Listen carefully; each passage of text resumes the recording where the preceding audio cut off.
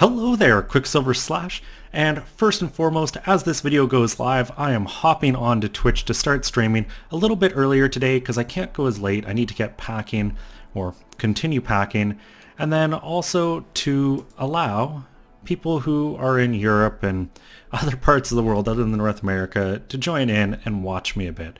So it should be about, I'd say, 12:30 Pacific time by the time this is uploaded and posted, and pretty much the exact time it goes up, I'm going to be live.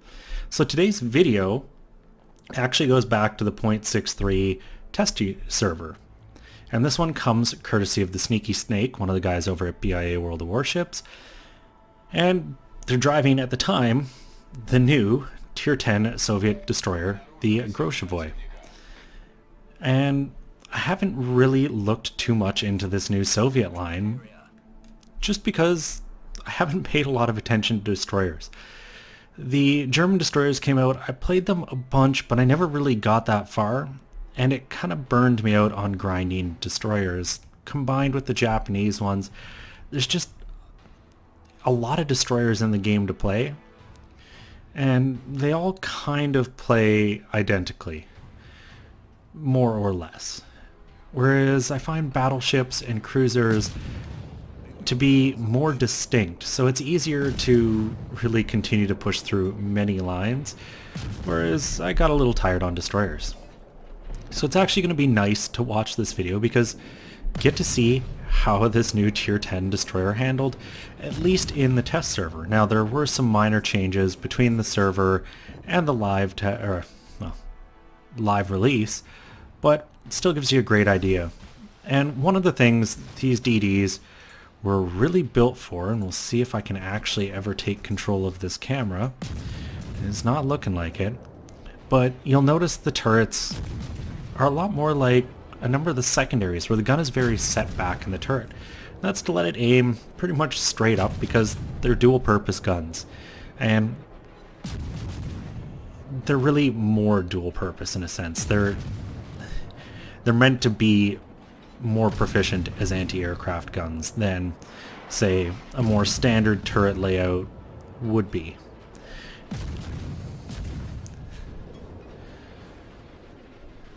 Now, so far, Sneaky Snake has had a pretty great game here. He's gone charging off, got into Bravo, captured it alone, just put 4 torpedoes into that Des Moines, absolutely erased him, and is up to almost 80,000 damage just over 3 minutes into a game. Lit those 4 fires, has been keeping the guns going, and that's definitely exciting. The one thing I will kind of preface this result with, though, is in the test server you do tend to wind up with people at maybe higher tiers than they ought to be. And that's because, well, the test server gives you a bunch of credits, a bunch of doubloons to let you get deeper into tech trees to test them out. So you're invariably going to have people who have tier 10s in the test server, but not in the live server, and just don't have some of the experience necessary to really maximize their result. And it's one of the main reasons I've actually shied away from ever sharing test server footage. My experience in tanks with the test servers was that nobody plays like they do on the real servers. So you can't justly evaluate a vessel. Now ships is a little different because you don't have premium shells. You know, you can't just spam gold at people, so to speak.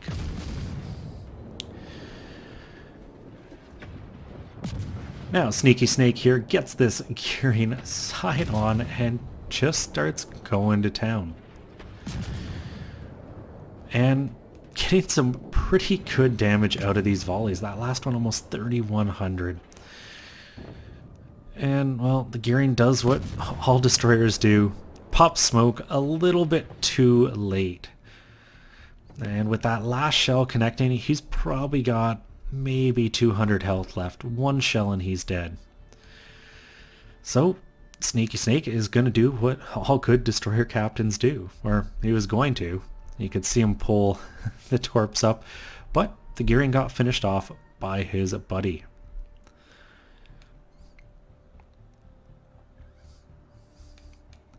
And so far this match, despite having done 83,000 damage, has been pretty sedate.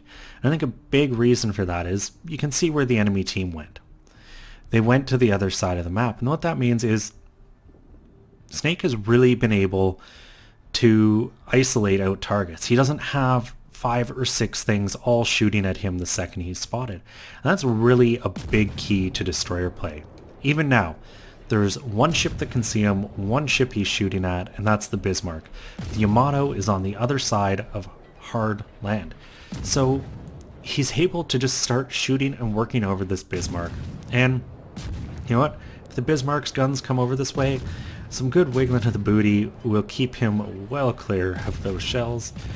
And what's going to do even more than that is this smoke. Unfortunately, momentarily, he is the only thing that was spotting that Bismarck.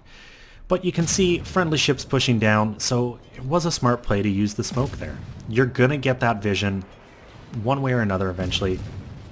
And, well, the Bismarck put the first set of fires out, so now Sneaky Snake can just go to town on this guy.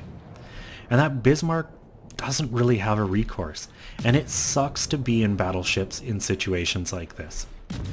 You know, a Yamato and Bismarck do not stand a chance against what is pushing down here. And sorry, I accidentally tapped shift and that threw my reticule up.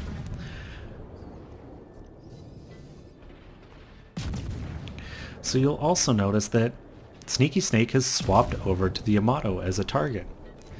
And I like the decision. The Bismarck is burning, damage is getting done to him. Go for the tier 10 as well. Work down 2 ships. He got a fire going on the Yamato, and can just start working him over with the AP.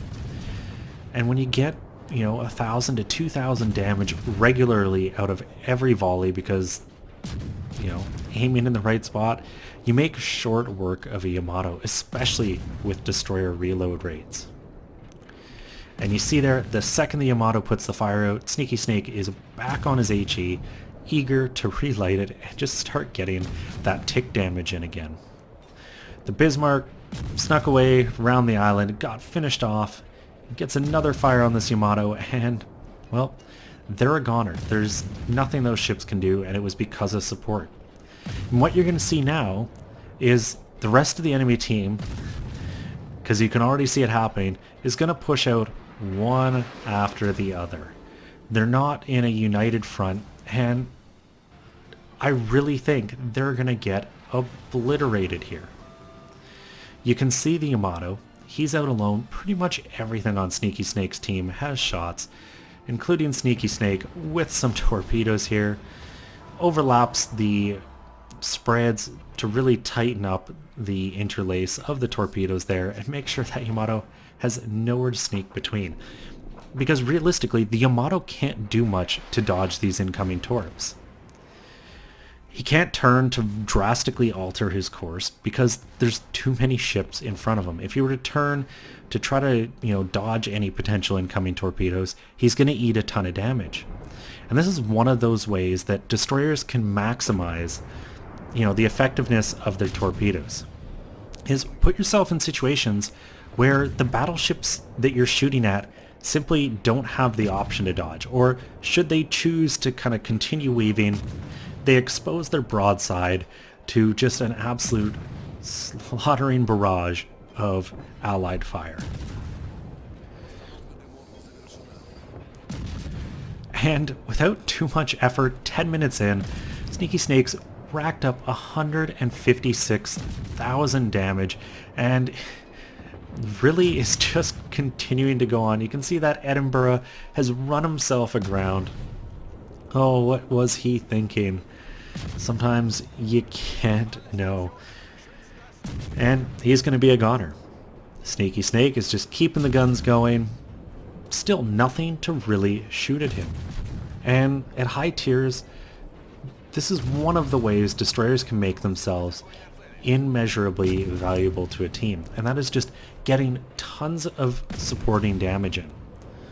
You know, he doesn't have a lot of kills. He's got 1 kill for 164,000 damage, but he's continuously working down, forcing damage controls on the enemies, and just helping his team. And there is the Confederate. Just another little reward for the work he has done so far. And despite the Edinburgh being closer and actively shooting at him, you can see he's swapped over to the Qckslvrslash there for a minute. Wound up getting the kill, actually. And once again, he did that because the Edinburgh had a fire. There's no sense to keep shooting at him. Let him burn the cooldown and then relight another one, so that even if he disappears, he is going to continue to eat damage. He does just that, lights a new fire, and you can see the damage counter continuing to tick as that Edinburgh slips outside of detection and gun range of the Grozovoi. And honestly, things are actually a lot more even than I would have suspected at this point. You can see up in the north, a pair of the destroyers are trying to run the Essex down. The Rune is trying to go help. Down here in the south, with Sneaky Snake, you've got a pair of Yamatos. And they're all pushing out. And this is one of those times that, you know, maybe you lay a smoke for a friendly, depending where things show up. But even then, there isn't a lot of pressure. You know, if that Yamato comes sailing around the corner, it's 2 Yammies versus 1. You know, that's a no-brainer. And I really don't like what those 2 enemy destroyers chose to do. Going hunting for the carrier is, you know, it's picking the low-hanging fruit. Like, oh, look, free damage. I'll just go shoot them, get some damage. We've got the win.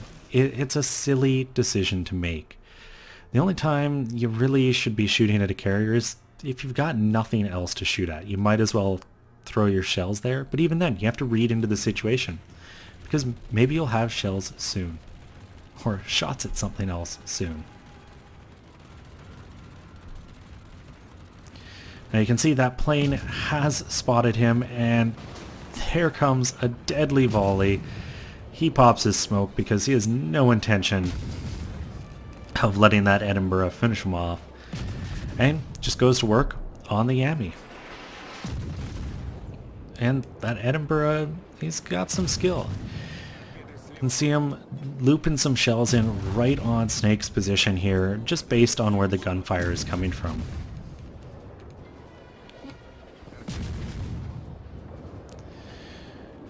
Now, right here really is going to decide a lot of the outcome of this map. Both in the fact that if they can get rid of this Yamato and an Edinburgh, and the Rune can get one of those destroyers up in the north, which he just did, now things are pretty much on the wraps. Because watching what these Yammies are doing, I think they're going the honorable route. They're going for the ram. And it makes sense. Enemy Yamato's got nothing to lose. The game's over. Secure a kill. You know, help your own stats a bit. But with that, not a lot is going to change the outcome of this game.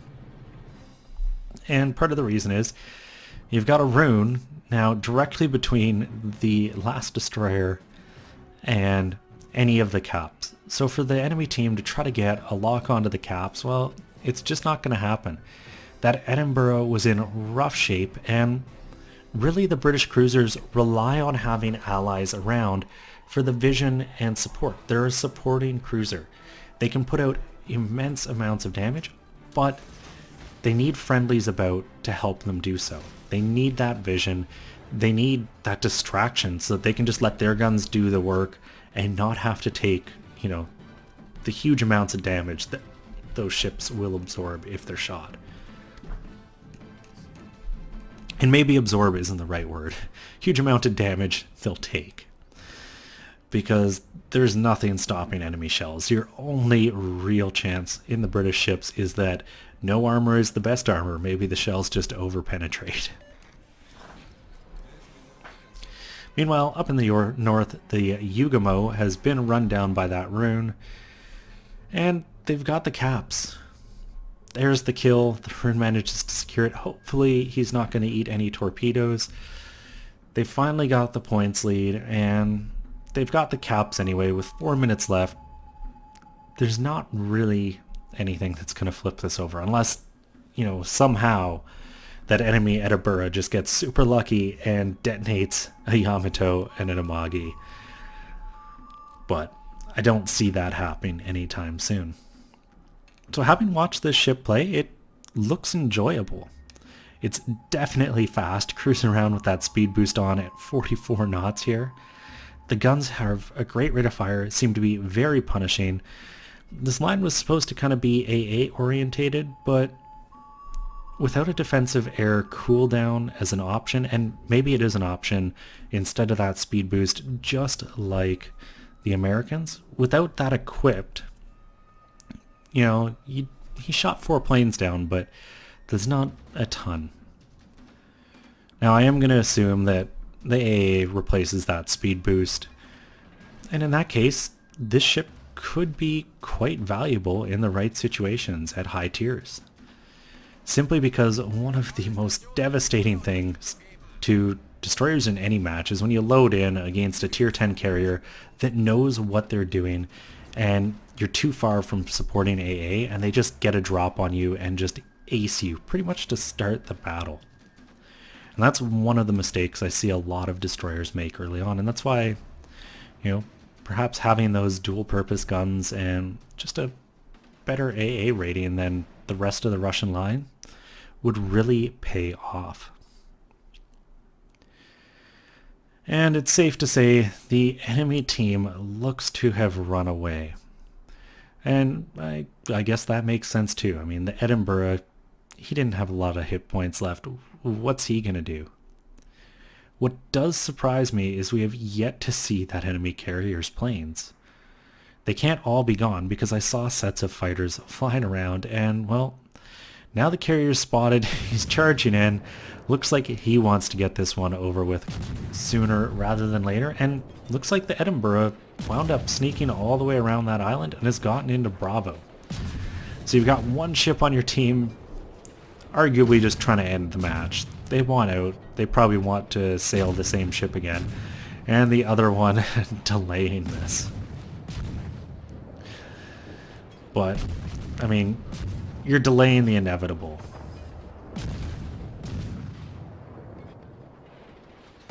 And on a test server, I don't know why someone would be all that concerned with their statistics anyway to try to cling on to a match like this.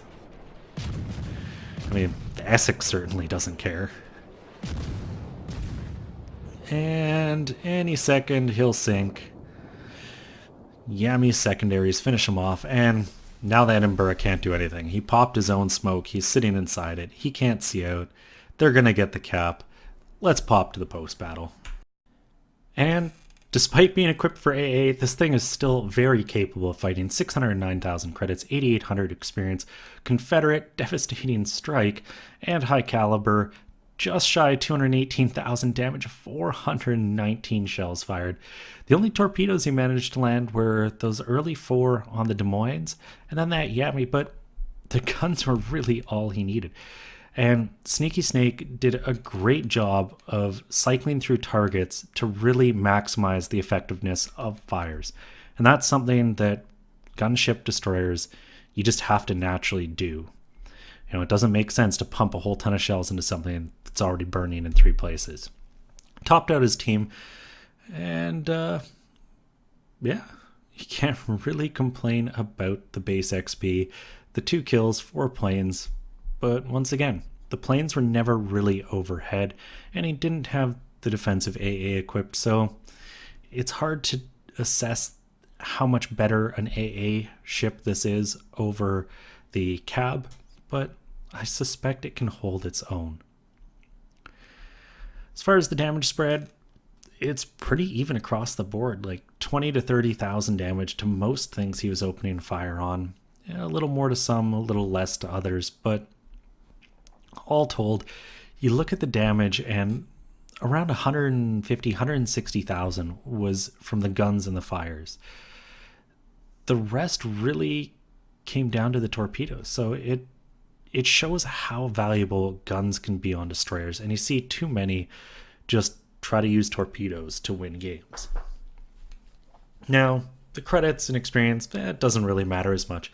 This was a test server match, so while it is nice to walk away with nearly 500,000 credits and 8,800 experience, that's on the test server, and it doesn't matter as much there.